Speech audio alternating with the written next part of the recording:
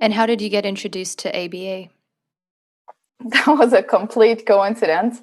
I was scrolling through my Facebook, I think, and suddenly a note popped up from Masaryk University in Brno that they had a couple of scholarship spots to study applied behavior analysis on the Florida Institute of Technology. I've never heard of applied behavior analysis before. And back then, I was already almost finishing my psychology studies. And I just opened the document and I read a little bit about it. And then I read some more on the internet, and it just sounded a bit too good to be true. And I was wondering, how come I've never heard about this method? How come I've never heard about something that has decades of research and is so common in the US, for example? So I just tried my luck. I applied and I got the scholarship, and that's how it all began. Wow.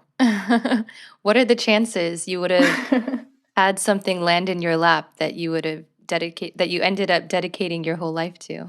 Right. Yes. You might have heard of our CEO Molly talk about a passion station. And I love this idea. So I'll just explain for people who are unfamiliar.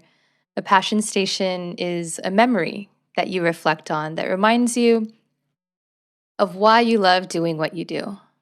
It could be related to a specific person or event. It's something that inspires or moves you. And sometimes in our work, we may feel stuck in a lack of motivation or energy. We may feel tired or burnt out. We may even question if we're on the right path for what we're trying to accomplish. It's in these moments that we need to visit our passion station and fill up, like a refuel of passion. So, Katerina, what is your passion station?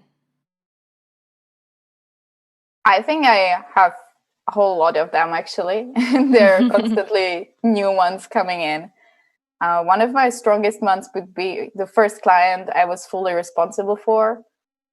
When I started working in the center 3 years back, after 3 months, there was a new family coming in, and they were foreigners, and they could not speak Czech, and they wanted a therapy for their, back then, 3-year-old child, a daughter, in English. And I was the only one who could speak English back then in the center. So I was suddenly fully responsible for the program and for the girl and everything around her. And she was incredibly sweet. When she came, she could only say basically one word, which was give. And she was saying it to everything. But she had this amazing, huge smile, and she had wonderful eye contact. She was breaking every single myth about autism. She was so social and so cuddly, even though the beginnings were extremely difficult because she just wouldn't want to leave her mom for a single second. And she was screaming and crying every time the mom tried to leave the room.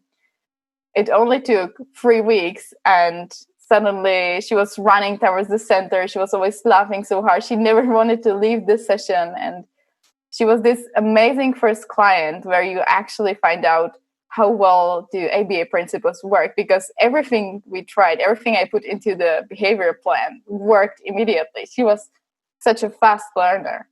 It was like a miraculous progress every single day with her. So I think my passion station would be her huge smile, and also talking to her mom after one session where her smaller or her younger sister wanted to come in to our playroom because there was a lot of swings, and she also wanted to swing, and they started fighting a bit over the swing, and I started handling both of them, and I taught both of them to wait and to mount or to ask for swinging in like 2 minutes. It was super easy, and the mom was standing there. She was looking at me and she said, I just want to take you with me. I want to take you to my pocket and bring you with us home. You've been watching Autism Knows No Borders. If you like this video, please give it a thumbs up and subscribe to our channel. Also, we'd love to hear from you, so let us know what you think in the comments section. Click here to watch this interview in its entirety. You can also find us on your favorite podcast app.